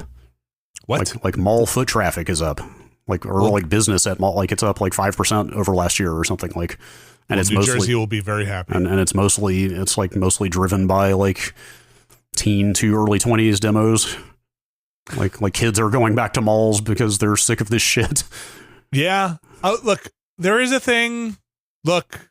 I'm looking. Look, there is a thing that is nostalgic about it, but there is also a thing about being able to find the exact item you want and have it be the one specific thing you want and not the thing that is only in stock at the mall. You know what I mean?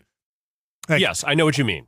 Like, hey, I actually just want this very particular item, not the thing you carry at this particular store. And being able to shop online allows me to do that. Yes. So we'll see. But you know what? The difference, though, and again, this is something that the game can't really represent, but maybe there's a way to do it down the road. I also love the idea of just going to a store and looking at the staff picks, like looking at what the things, the recommendations and things like that. Like, obviously, there's no point to that in a game like this, because it's just weird people walking in and then buying, you know, like for some reason renting 3 copies of Carnivore, but, you know, it doesn't matter. That's the stuff that I always appreciated about those shops, was getting the sort of like, hey, yo, you like this? Check this shit out, because you can't get that online. Maybe I mean, you can go in a forum and someone can recommend 18 different things to you, but like at the store, just having the guy behind the counter being like, oh shit, you're into this? Yo, have you seen this? You should check this out. Like, that's the thing that I still hold on to as like my cherished memory of those places. Yeah, I think there's a way even for this game to implement some kind of mechanic where you start recognizing the customers and they go over to Alex's picks. You know, they kind of, you know, the customers have a generic look except for the ones that don't. Like, somebody looks like a wizard or, you know, a 1920s villain or something like that in the game. There were a couple of characters we found and Brad was playing that looked like video game references to other characters. It would be fun if you can build a relationship with them. You know, if you treat them nicely and if you let their late fees slide a couple of times, they're okay. Okay. I just came up with the ultimate goal for Retro Rewind 2, which is never going to happen because this is wildly illegal, what I'm talking about right here. It scans your Plex library. I don't think that's illegal. It's online, and you are able to actually rent out your own movies to other people. Oh, okay. No. None of that can happen. I'm telling you right now. I know for a fact that will never happen, but I'm just saying, what an idea, right? Yeah, well, being able to scan your Plex library, there's that game that is out where you decorate your room with your Steam library. Yeah, there you go. As physical game, so maybe they could do that for like a Plex library. Yes, there is a game now where you can straight up like your Steam library will appear as boxes on shelves. Yeah, and you can like and they get like posters for some of the games. Yep, I forget what it was called. But yes, do that. But for this, is it Box Room? Yes, Box Room. Yeah. Huh. And that for this, or hey, Box Room and Retro Rewind teams need to combine. So we're renting the video games. There you go. And we're pulling from my Steam library. Somebody is renting the video games I have in my Steam library, and somebody's renting the games Alex has in his Plex library. Yep. And then we get the power washing people in here. We can rent out carpet cleaners to people. This is the ultimate business right here. This game's going to do very well. Yeah. Box Room or Retro Rewind? Like I'm just looking at their news feed. Friday, April 3rd, 20,000 wish lists. Monday, April 6th, 30,000 wish lists. Like they're, yeah. Box Room seems cool, but I think Box Room would be better served as this type of game where there's, instead of just decorating, there is some kind of mechanic behind it where you're like renting out stuff or ordering new games, especially games of the era and movies of the era. We're getting closer. Could be fun. Bring my commercialism nostalgia back, people. Here we go. Retro Rewind. It's pretty good, is what I would say. Would you think you'd be having as much fun if it weren't for the mods? I mean, I think the novelty would wear off faster, honestly. Like, I think having that sort of real-world touch does help a lot, because even if it isn't necessarily like the movies I love broadly, they're all recognizable to some degree, and that just kind of adds a certain element to it. Yeah, like the surprise of the week when you order them. Like, would I own a copy of Mimic? Probably not, but I think it makes sense to have it here. Somebody needs to rent it. Yeah. All right. That's Retro Rewind. Let's see. What else do we have here? I played more Slay the Spire. I even played it on stream and brought Alex into the fold. One or two? I'm still playing one. Oh. Now, I understand two. There's a reason I'm playing one. My son and I are playing one together to see who can slay the Spire first, which is very fun because we're about at the same point. We also have the Slay the Spire 1 board game that we're playing alongside of it. And I will say the board game is awesome. If you're into board games and you're into Slay the Spire, I think it's a great adaptation of what is essentially a board game, on the video game side, but it has changes for the board game to make it. For Slay the Spire 1 does not have multiplayer co-op or anything. The board game does. Slay the Spire 2, though I haven't played it, does. And some folks have said maybe they've even taken some of the cues from the board game to implement the multiplayer into. But you guys probably have all had this feeling, and I'm sure people in the audience can relate as well. When I hit what is essentially the last boss of the game, I got kind of wrecked so hard by it that my son and I were like, well, maybe you come back and you have to, and it'll remember the damage you took off the next time. No, okay, come on. Or that's how hard that I thought that boss was. You know, when you get to a boss and you're like, what the fuck? There's another phase? Yep. Took me 3 days to get through the first phase, and you don't start at the second phase? What the hell? That was kind of the feeling I had when I got to that last boss, the Act 4 boss, and was like, wait, what? Like, how am I supposed to beat this in one shot? Yep. That's I think it's get good is the way you get. I really liked that game, what I played of it, but then I don't think I ever got past like the second boss on a run, even maybe. But I remember like there's an armored boss. Is it like the champion or something like that? Yeah, they rotate the boss. They get a couple of random ones. Like I feel like I went and looked up like what the fuck am I supposed to do to get against this guy? And all the discussion I found was just people saying like, oh, you need this specific build to beat that guy. And I'm like, fuck this then. Like I'm done. Like that. I'm sure that's a matter of opinion, and I'm sure plenty of fans of that game are like, no, fuck that. You don't have to do it that way. But like the second that I got the sense I was going to have to start planning ahead for how to build correctly to survive was the point where I was like, if I can't like just make decisions on the fly based on what I'm getting, and had any chance of getting through this, like, I don't know. So I do think you can, and I think that is one very that is a philosophy with Slay the Spire that as I've now started to look up builds and stuff like that. One is play like water. You just you adapt and flow around the cards you're given and the relics you're given, and you build your hand to you get what you get and you don't get upset, and you build your hand around that. The other one is you are actively seeking out certain things and destroying cards and getting rid of as many cards as you want to build. But there's randomness in the game, so there's only so much you can do. I'm at the point now where, like most deck builders, I'm starting to get into the more nitty gritty of it. Okay, I actually want a very small hand, so I get the cards I want more often. So that so actually I'm destroying cards. I'm not taking cards. I'm just skipping cards. And I actually just want the same 12 cards shuffled back into my hand constantly. And you get into just sick builds with stuff. They're just, as my son would say, cracked builds with things where it's just can wind up in infinite loops because you are generating energy and getting more cards in your hand. It's very satisfying.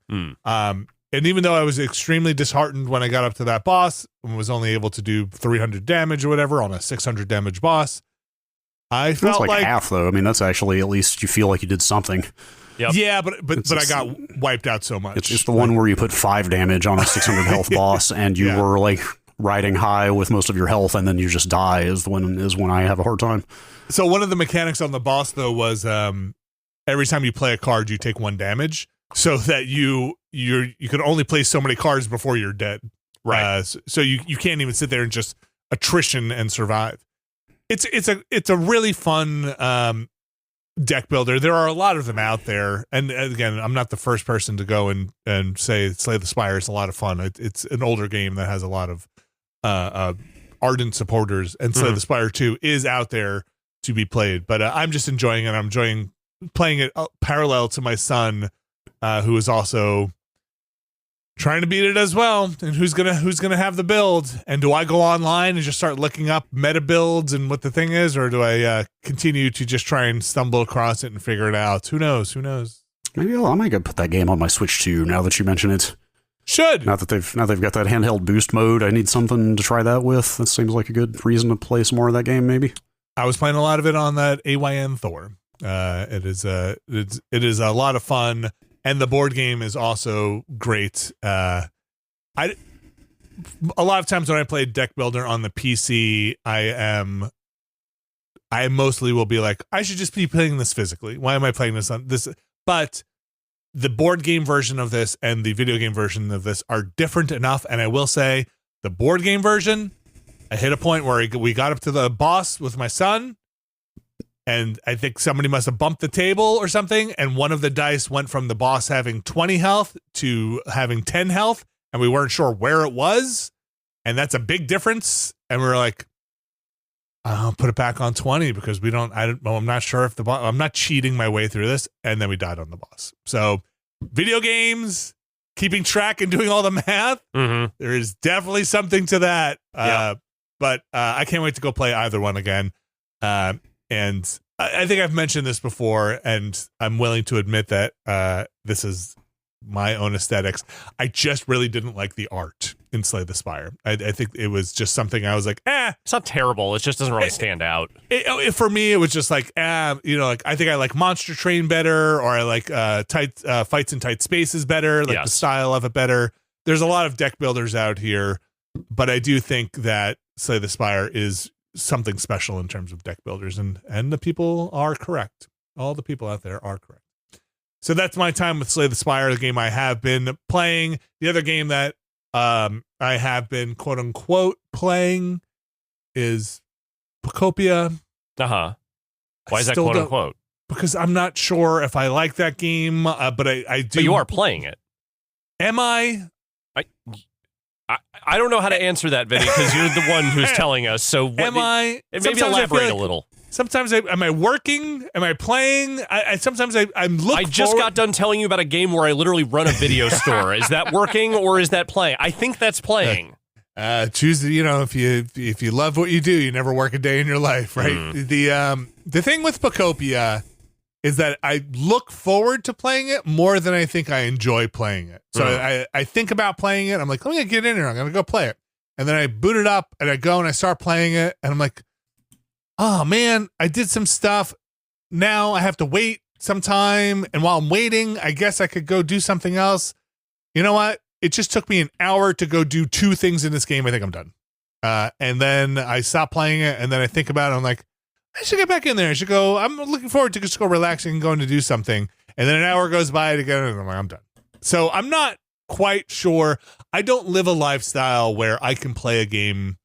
I can play Pokopia, check in with my life in Pokopia on a casual schedule. I have blocks of time to play a game, and then I have droughts of time where I'm like, I'm not touching this game for a while. And then I have blocks of time, and then I have droughts of time. And Pokopia is like, this is going to be done tomorrow. Be like, well, great. I guess I'll touch it in 3 days when I get my next time to play a game, I had 3 hours of gaming time. In 10 minutes, I've done the thing that now says it'll be done tomorrow for 2 places.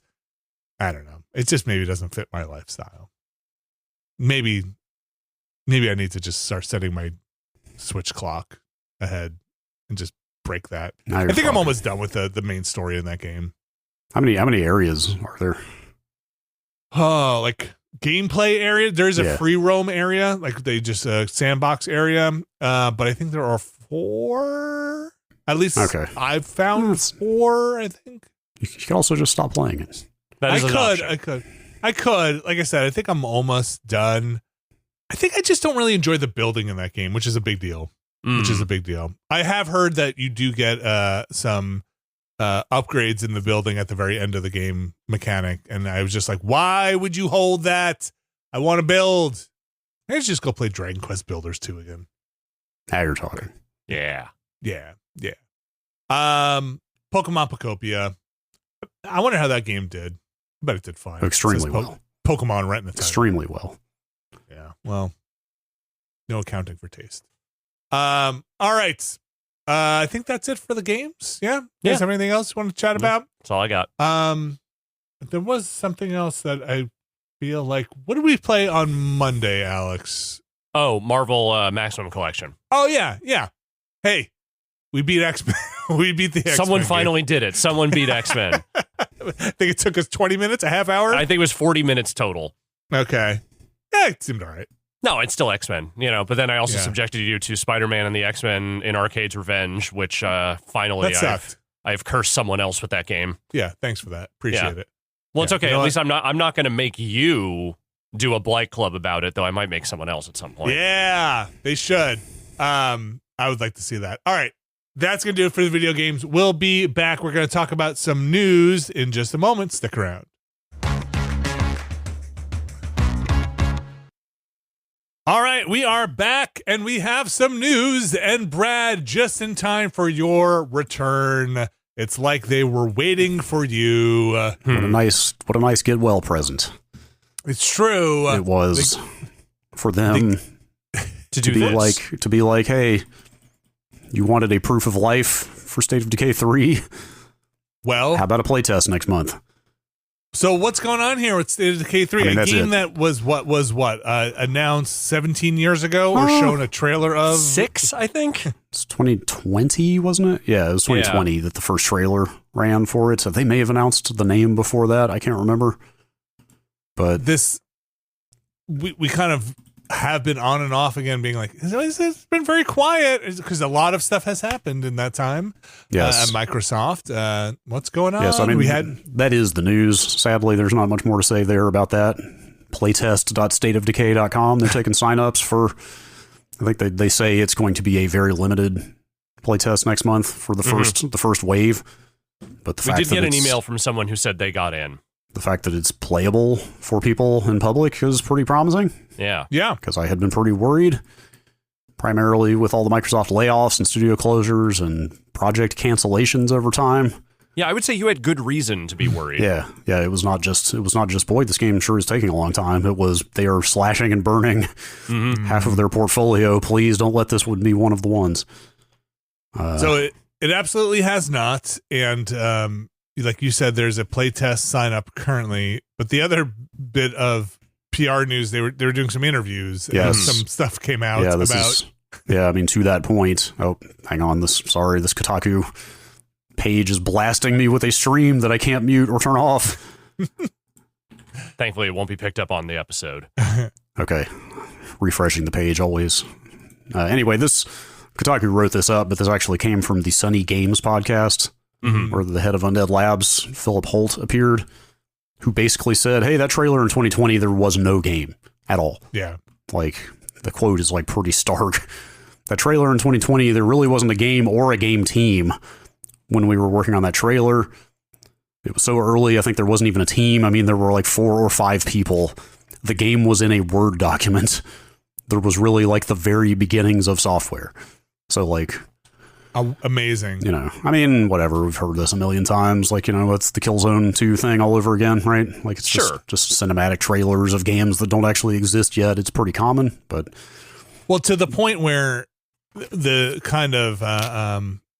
I wouldn't say key, but the teaser is not very long, but the person shoots a zombie deer. I think that's what prompted that piece of information in the podcast. I think they asked him if there were going to be zombie, because that was definitely that trailer in general. I don't know if I really said at the time, but we were still a giant bomb then. But like that trailer was not really the tone of State of Decay. It was very much more grim, dark. Like it was your kind of like your Gears of War, Mad World sort of treatment. Right. In the teaser. State of Decay as a game I think of as pretty goofy, like systemically goofy. And the very serious, grim tone of that trailer was a little, I don't know, but also I guess they just decided to put a zombie deer in there. And it sounds like zombie deer will not be in the game. But, or animals, I think. Like zombie animals, it seems like is a thing that they were kind of considering but have now decided against, but... I mean, that's fine. I don't think that was really what my interest in that game was hinging on anyway. But the thing I find kind of fascinating about this is, like, what was the pressure to announce that game then? I always assume that's management, right? Like, it's always got to be the people putting those showcases together want as splashy of a spread as they can get. And they're just like, hey... if we can get a CG trailer together, we'll announce your game. Like, it's going to look great on the stage, blah, blah, blah. Like, even though there's nothing to announce yet. Yeah, and in the interview, he kind of says, like, look, we were, like, asked about tone and what we wanted and what this game was about, and then they put a trailer together. You know, the CG people put a trailer together. And it does sound like this is after State of Decay 2, more time has passed since the outbreak, and that this is less about scavenging. The world has been picked over, and a little bit more about how you're surviving now in this picked over world. And I could see how that might come down to hunting. And, you know, I think in the trailer he says a couple of times, you're not picking up cans of beans anymore. Like, that's not, the world has been picked over already. One of the things I picked up, and I can't remember where I saw it, was that it sounded like they were bringing more, maybe it was in that interview, bringing more of the grounded style of server and client save that would be welcome mechanisms. Yeah, where you can be in that world offline from the other person, the host being in that world, which would be great. Yeah, that's definitely the way to go for that. Yeah, and progress is kind of shared and not just in the host world, which is awesome. And, you know, them being inside of that ecosystem and maybe sharing some of that knowledge is a good thing. Yeah, I guess they've talked about in the course of this playtest announcement, this really just highlights the modern state of especially like online and multiplayer game development. Like, a lot of the team has been pumping out additional stuff for State of Decay 2 for a large chunk of the last few years, you know? Right. Like, it's not like development on 2 ceased as soon as that game came out. So between that and that trailer coming out before the game had even begun to exist, like, you know, it was really easy for the last few years to be like, this sure is taking a long time. Like, is this game okay? Is there a problem here? But it's like, no, this is all totally normal. They just weren't actually making the game yet until recently. I'll just say it again, though, as an echoing thing here. I don't think you should do that. I think that is a practice that should end at this point in video game history, that the CG trailer for a game that doesn't exist beyond a Word doc just should not be presented to people until that game actually exists. At least in some form. Yeah. Yeah, I agree. not being inside the pressure cooker of game development, I do wonder if there is some feeling that any kind of broadcast or gauging interest is a positive thing for a development team. But man, putting something out so early and then having that anchor, it just puts you in such a weird position, weird spot. Yeah, I think so too. And then putting you into like, hey, are you guys good? Is everything okay? Yeah. Where you could just be heads down developing something. So yeah, best of luck to them, and glad to hear it still exists. Send a play test to Brad Shoemaker. Let him get in there. Yeah. And State of Decay fan, super fan Brad Shoemaker wants to get in there and not kill a zombie animal. Very happy that this game's still coming. Same. I need this in my life. Two was such a huge improvement over 1 that if they're going to make a similar leap over 2, like that game could be rad. Maybe there's a feature in the future. We're heading into State of Decay 3, getting the zombie survival team back together. That game has no date, but I think it was mentioned in one of the articles I was reading. It was a Video Games Chronicle article. Microsoft does have its showcase this summer, and though it's not officially announced, maybe they'll show something for State of Decay 3 this time. Would be nice. Would be nice. Okay, we have a passing here in the video game world. We've mentioned it a couple of times, but people are getting older in the video game world. We have the creator of River City Ransom and Double Dragon. Pardon me as I get the name. Actually, Brad, you take the name. You always Yoshihisa Kishimoto. There we go. Passed away at 64 years young. I'll say that is not that old. I believe his son Alex did the announcement. Yeah, Ryubo, his son, got out there and posted the news on X, the everything platform. Oh, thank you. And so I'll just say this right out of the gate. I did not know that Kishimoto was the creator of both of these things. I did know he was the creator of Double Dragon. I think I probably at some point knew he was the creator of River City, but putting those two things together never happened in my head. And I think it's that is quite a roster of classic video games that people really do love. The River City Ransom games in particular. Like, I love Double Dragon. I grew up on Double Dragon, but people who love River City love River City, and so much so that there's been like spiritual successors to that game over the years, which is to say nothing of Super Dodgeball, which is more or less in the same, general vein of that. But that is, and if you're talking about like 80s, resumes for video games, like that's a very big one. I mean, Double Dragon like practically created the beat 'em up. Yep. Yes. Or at least institutionalized it. Like, it basically set the course of the next like 8 years of arcades. And he worked on the first 4 Double Dragons and also Super Double Dragon. And like, Scott Pilgrim does not exist without this. There's so many things that have taken inspiration from Double Dragon and River City that, barfing coins and punching people in the gut. I think this does mean we have to do the Double Dragon movie for the Watchcast finally at some point. Woof. No, I know, but I feel like we have to tie that one off at some point. Is there only one? Yeah, thankfully, mercifully. Okay. Anyway, like R.I.P. to a guy who did some pretty legendary work in classic video games. And wore some pretty rad 80s sunglasses also. Yep. Like, if you go back and look at some young pictures of him, he was definitely from the era of game developers wearing sunglasses and leather jackets. I mean, that's the Double Dragon lives on. Literally, the first photo of him is him in full-on baller glasses. It's pretty great. Condolences to the family and friends and family around. Again, 64, not very old. Quick piece of news here. Not too much news, which is probably a good thing these days, but another quick piece of news here just to kind of end things off. Do you guys remember Epix? The company Epix, the game publisher?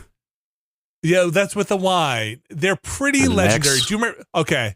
Let me name a couple of games here. One we played recently, that G.I. Joe game for the Commodore 64. You saw that. You've probably heard of California Games, World Games. Yep. California Epix Games, absolutely. Yep. Epix was behind those. They made Championship Wrestling. Okay. You might have heard of a game called Rogue. It's kind of a rogue-like. They put out Rogue. They were the original publisher of Rogue.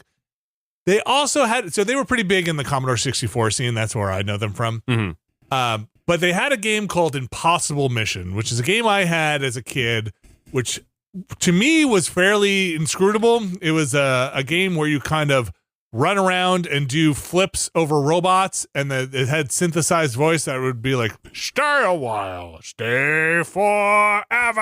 Yeah, that is a name I know from the C6, despite never touching a C64. Like, Impossible Mission is one of the games I have heard of. And not to be confused with Mission Impossible, because that is a different thing. But they would love you to confuse those things, or at least they would have back then. Epic, as far as I can tell, this is where things got a little confusing, and this is not the story, but as far as I can tell, is defunct. Bankrupt. It had a weird story. They were sued by Data East at some point over Karate Champ and with their World Karate. I forget what exactly it was, but they won. They were involved in the Lynx, doing software and stuff for the Lynx at some point. Chips Challenge, which is a game I just know from Jeff Gersman, I think has said Chips Challenge a lot. Oh, they did Blue Lightning. Okay, yes. I have read about many of their games in their Lynx games in magazines of the era. Electro Cop, sure. Sure. So I think they're defunct. But there is oddly enough, there was an Impossible Mission 2, which came out like a couple of years after the original one came out. I never played that. There's an Impossible Mission 3 coming out for the Commodore 64, licensed apparently from Epics. Now, when I looked them up, it said they had gone bankrupt. Well, someone still holds those rights, though, right? Like, because when you go into bankruptcy, either that stuff ends up in the hands of, your lenders as you are going defunct, or there is some entity that is created to hold on to that stuff. Right. So some holding group, some shell, something. I don't know if there is still some kind of Epics out there. This is not the story about the revival of Epics. It's more the story of Impossible Mission 3. It was just a weird thing to say. Who's doing this? Who's doing this? Because in their Wikipedia page, it said in 2006, the publisher System 3 announced it had licensed certain Epics assets, and one of them was Impossible Mission. Mm-hmm. But this is not by them. This is going out by, let me just pull it up again, Cytronics. This is going to have, it's a new game, Impossible Mission 3. It's got some brand new features like an EMP gun. Apparently, it will have synthesized voice as well in it, and it will be released on a cassette-shaped USB.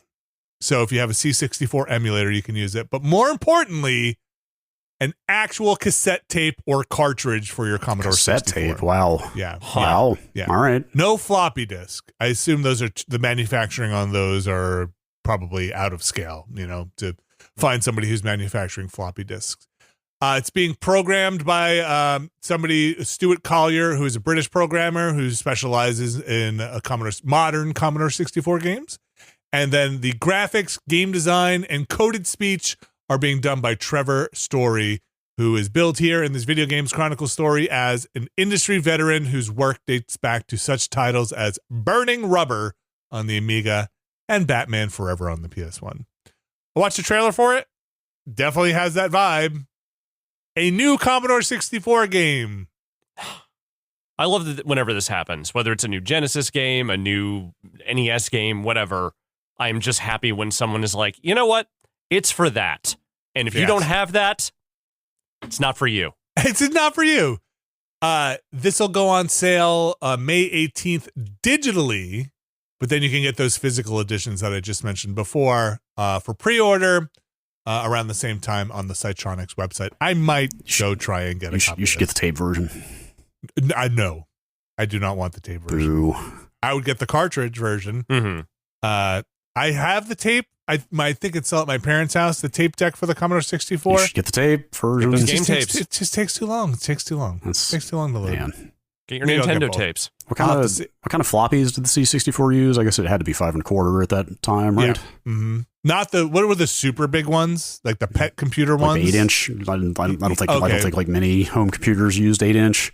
Is that how big they were? 8 inches? It wasn't those. Yes, it was the 5. The last like soft discs everybody used at home were 5 1/4. The 3 1/2 are the hard ones, like the rigid plastic. Surely somebody's still making 5 1/4 discs, right? You would think. Why? No. I mean, all the nuclear command and control still uses them, right? Or actually, those I think still use 8-inch discs.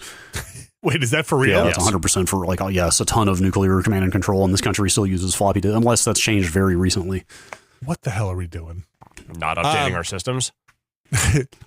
Just so you know, the tape is 9 pounds. The cartridge is 50 pounds. See all that savings you're giving up. 25 pounds for the. I'm going to be real for a second there. I forgot we were talking about currency, and I just thought for some reason you were getting a 50-pound cartridge. It's made out of solid gold. I was going to say, that seems ill-advised. I'll have to look up my my ratios here for what that would cost in the USDs. But yeah, that's super cool. I think I'll have to check that out. Maybe someday I will try and actually beat Impossible Mission, one of those games that looms large in my childhood memory that was I could never get very far in. Stay a while, stay forever. That's going to do it for the news. We'll take it over to the emails. Yeah. Emails. Emails. If you've got an email for next week, you can send them into podcast@nextlander.com, podcast@nextlander.com, and once again, podcast@nextlander.com. Brad Shoemaker, what you got? Nick from Gothenburg in Sweden. Okay. I just watched the Super Mario Galaxy movie in its entirety on X. Heh. It has been making the rounds, getting deleted, and then uploaded again. Now, when you say X, you mean the everything platform. Yes. Yeah. Yes, again, yes. My fiance watched Wicked for good on TikTok streams that kept getting shut down. Oh my gosh. What's the worst way you've seen a film? What's the worst way to watch a film in general? Well, I was going to say for Alex, I'm going to answer for Alex, probably over the shoulder of some guy's phone on a plane. Huh? That wasn't great. Probably the worst way to adjust your media. But aside from that. Yeah. I mean, I don't know that I can think of much worse than that. I'm pretty this has sure been a going problem, just FYI. The whole cam rips and like new movies like appearing on these platforms and then having to play whack-a-mole with this shit. Like that has happened with every major movie basically for the last like 5 years. And they must be camera, like somebody's recording them with their phone. This is stuff that is not out on new. streaming services usually. Yeah. Okay. Yeah, for something that new, definitely pirated out of a theater. I am pretty sure to this day I have only ever seen The Prestige on a PSP. Oh, that's so good. It's definitely the first way I watched it, and I don't think I've seen it again. But that was like that was way early, and that was way before it was just like turnkey to get videos onto a PSP. And that was before iPhones and stuff. So I remember I think somebody on the plane actually asking me, like, what are you watching? Like they were like blown away at the idea of watching video on a handheld device. That was back when you had to like encode it to the right PSP settings yourself. Mm-hmm. It's pretty cool. Yeah, the UMD is not the ideal format to be watching anything on, but I do still have a certain novel appreciation for it. I probably watched some bootleg on a VHS tape, which was filmed on a camcorder in a theater at some point, and it probably sucked ass. Yeah. Like all sorts of ass. Like the audio was probably bad, it was probably shaky, and the frame was bad. I've probably watched that at some point. I can't imagine a much worse way to watch a movie voluntarily. Yep. And that's short of like, literally watching a movie in the theater and being out of focus the whole time. That would probably be worse, but. Does that ever happen to you? Yes. Oh my gosh. Wait, did you stop to go talk to I went to go tell a person. They tried to fix it. They could not fix it. We all got refunds. Did you watch the whole movie? You could see enough.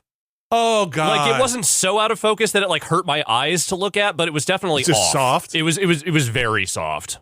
No way. They might look. I've never worked in a theater. Do you know, Alex, if they have a calibration thing? So this was for the digital screen? era. This is not. This was one. I almost want to say this might have been like a 3D movies era watching, and I don't know if somebody had like pumped the 3D version into the not 3D theater or something had happened, but it definitely looked off.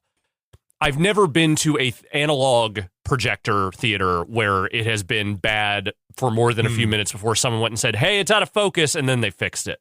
Okay. I thought aren't dedicated projectionists like not a thing anymore? Like I thought I'd heard that a lot of theaters have just like cut that job. Yeah, there's way less of them than there used to be. I think you still have to have someone go in there and make sure the projector is like running and stuff, Right, but it is not the same process it used to be. Yeah, but I mean, like the type of person who was like trained in the discipline and actually knows the tech very well, I think, is kind of a dying breed. Yep. That would stink. That actually might be, Alex, the worst way to watch a movie. Yep, it's pretty bad. Yeah, that sounds pretty bad. It was a bad movie, so it didn't really matter that much to me, but was very funny. Meet Joe Black. No, this is later. This is like 2009, 2010 era, I want to say. All right. Well, look, watching them cut up with, I assume, Stretch, Chop, Screwed with some kind of runner underneath them on TikTok is probably not a great way to do it. I would say, yeah, if there's a fucking DraftKings logo or something on it. yeah. But I think my son saw it in 3D, so they're still doing 3D in the movies. They are still doing it for some movies. I don't know what the going like percentage is in terms of like how many people actually go to those versus just the regular version. But you know, you go to like the Super Mario movie, like I looked it up on theaters, like there's the D-Box version, there's the 3D version, there's the regular version. Like for the big ones like that, it seems like there are ways to watch it. Apparently that movie made more money its opening weekend than the first one. Yeah. Which is... so we're fucked. They're never going to make a good one of those, ever. They don't have to. Yeah, I feel like the word of mouth I've seen, even from people I know who like the first one and will like low-key defend the first one, have been pretty negative on this one. Well, I did... The article I did read about it doing better, also said it maybe not projected to make as much money in the long run. Its opening weekend was bigger, but maybe not as much money in the long run. So it'll do fine see. on streaming, I'm sure. Oh, it'll do fine entirely. Another email, Brad? T from the Midwest. I'm interested to know who your most missed game developers are. This can include developers who may still be around but are a shadow of their former selves, such as BioWare. Oh, okay. Company. I'm old, so I'm going with Sierra. To my young mind, it seemed like they made all of the PC games I hoped to play, but couldn't because my PC wasn't fast enough. Sierra is a pretty good answer for that one, actually, although that's not bad. Sierra is actually just sort of emblematic of a whole era of PC game development. That they weren't PC games back then, they were computer games. Oh, thank you. Basically, but like that's a whole bygone era of the industry, basically, even though there are still point-and-click games being made. I don't know if these count as publishers or developers, but what was Delphine? Is that a publisher? Oh gosh, they made point-and-click games, didn't they? Or no? I think they put out the French company, I believe. Delphine Software.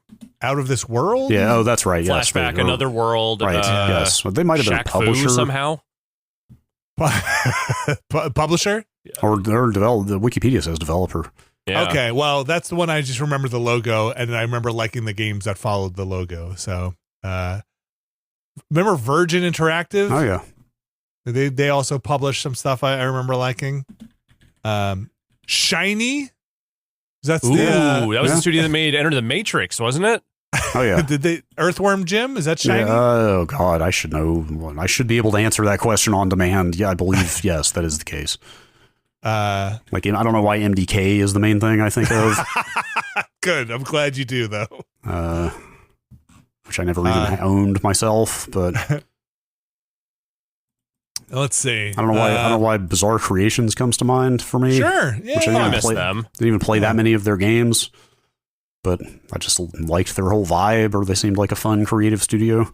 Yeah. That then Activision then ground into paste.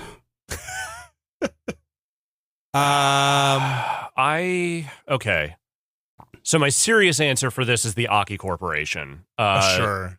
For obvious reasons. Like, I just love those games. They still exist as Sin Sophia. I looked them up. They are still making stuff for the Nintendo Switch, mostly like fitness and fashion games, which, hey, good. I'm glad they're still getting work. But man, I really would have loved an alternate universe where they got to develop multiple decades of building up over, different console generations wrestling games versus Ukes, who probably didn't deserve that chance. And the not like half joking answer, but I also mean it, is Harmonix. Because they just laid off basically everyone from Harmonix in that last round, and I'm like, I don't even know if that studio is still a going concern at this point. in the last round of the Epic layoffs stuff. I assume there's a skeleton crew there because I think they're still selling new songs, right?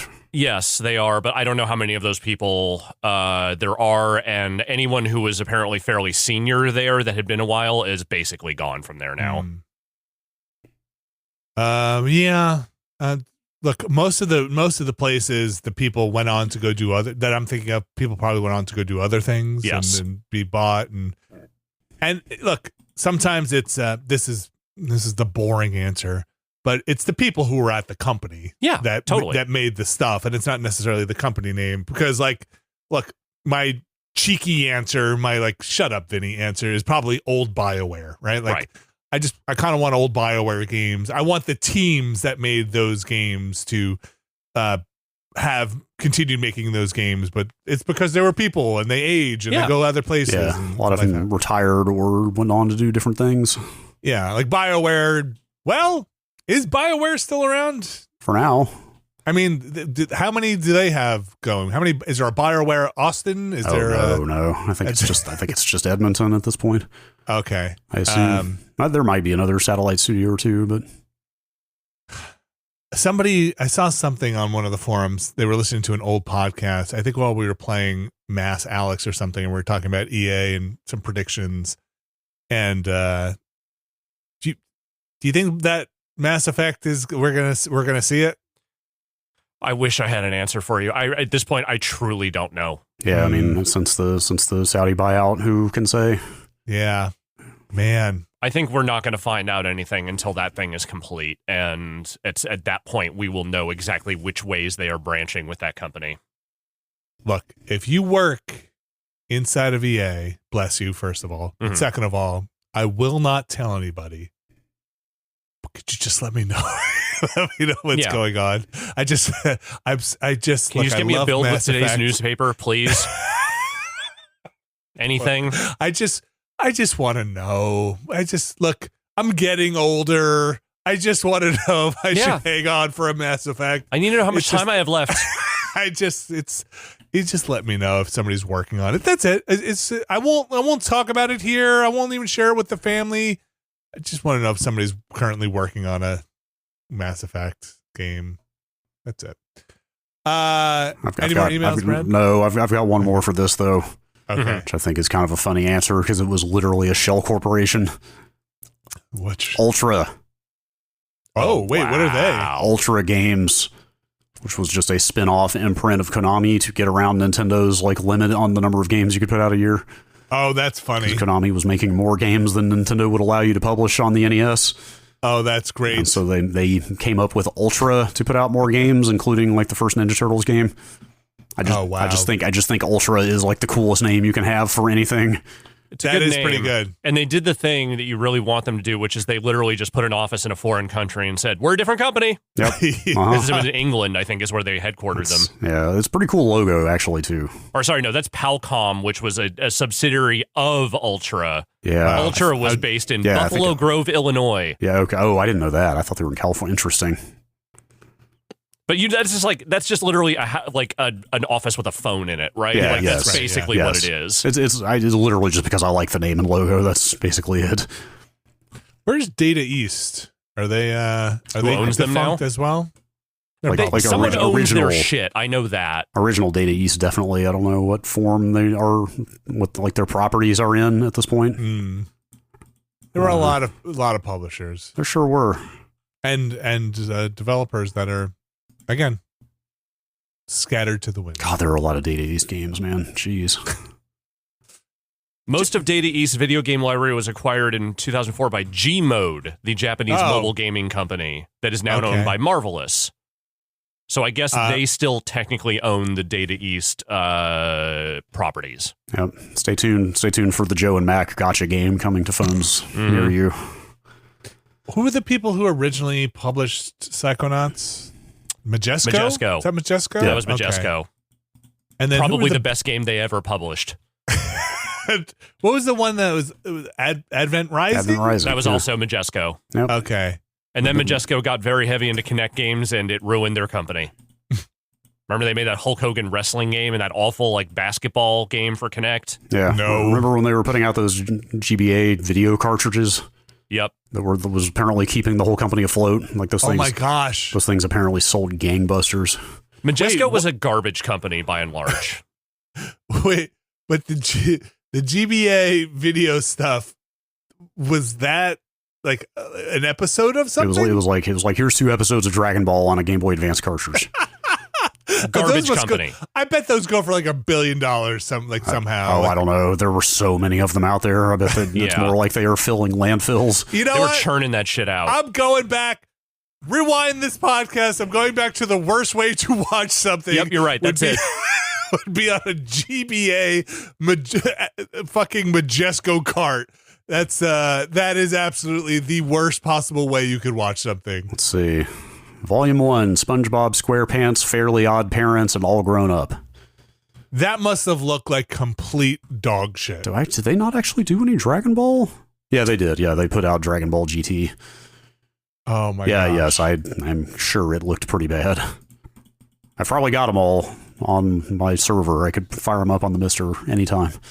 I at some point I even wonder if it's so dog shit, if you muted it, if something could even catch, if YouTube would even recognize it as a thing and be like, dude, I don't even know what the hell this shit you're playing is. It could be SpongeBob, could be Dragon Ball, who knows?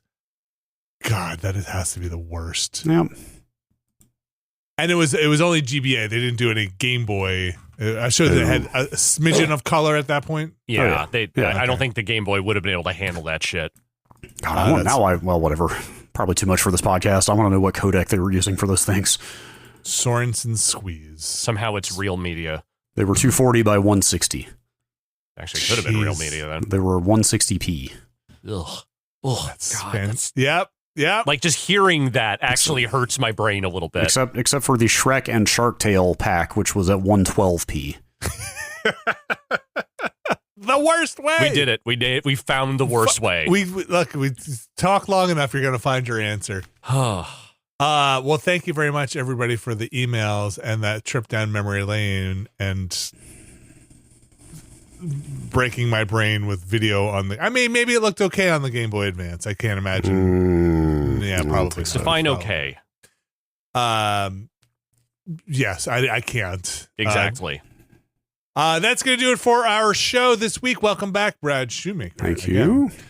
We've got some stuff going on this week, like we mentioned earlier. On Monday, we played a little bit of Slay the Spire. We played a medium amount of that Marvel Maximum collection with a bunch of old Marvel games, including the X-Men arcade game, which we finished. Yep. We did it. We beat, what is the Magneto line? Welcome to die. Welcome to die. Welcome to die.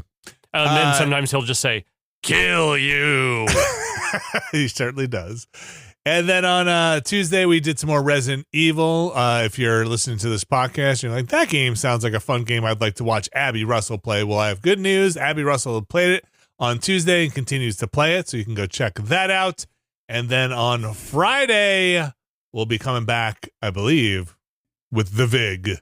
Brad Shoemaker will catch you up on the plot of The Vig, which is both ridiculous and easy to explain. So don't worry. Right. Just don't expect this to be the same level of production as maybe some of the other Chinese FMV we've done. Fair. But it's got heart. It has something. It's got something. So we can check out that. We started that last week as part of the Patron's Choice, and we will probably finish it up. We'll see this Friday. So check that out. We'll have a Patron's Choice. We'll have a Planorama going up this week also. So check that out over on the Patreon, patreon.com/Nextlander, where you can find all of this stuff, things like the Ramblecast, the video and audio, things like the Planorama, video and audio, if you want, things like Never Been a Better Podcast, all of it there. Early access to the Watchcast, which will be coming up next week with Alex. Brother, where art thou? Well, we are art on Monday of next week to watch some of that. And then we'll be kicking it off with the rest of the Coen Brothers comedies. Yep. Schedule is up on the Patreon. Yes. Just, All of it, push everything a week based on that text that I had put up.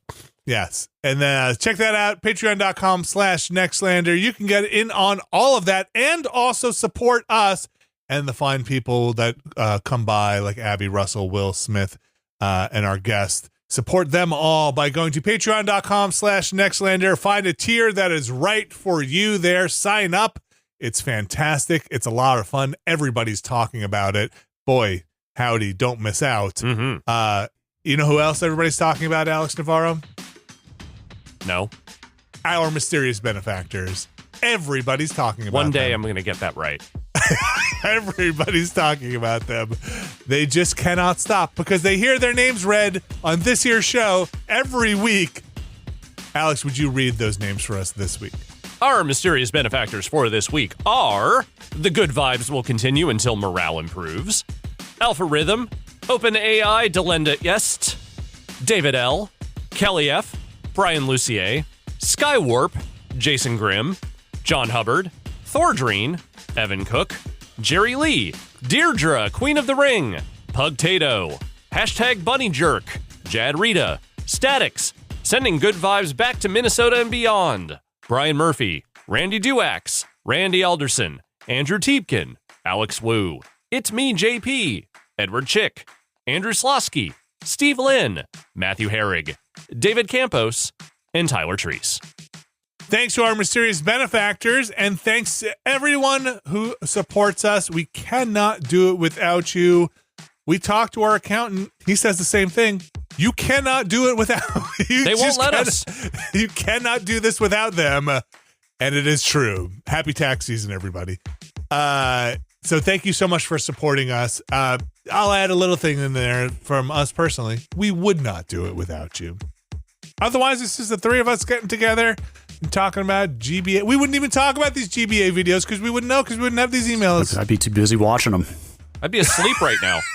That's right. Brad would just be in a stiff chair, locked, with his eyes held open, with little clamps, watching GBA Dragon Ball Z. So, look, I don't know what to tell you. Not even you said it was Dragon Ball. Which one? GT. GT. Boy, Huh.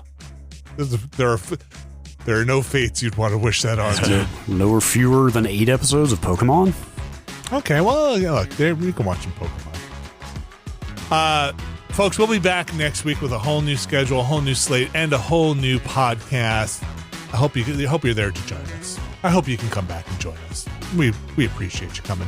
Thank you very much, Alex Navarro. Thank you. Thank you, Brad Shoemaker. Thank you. And we'll be back next week. See ya.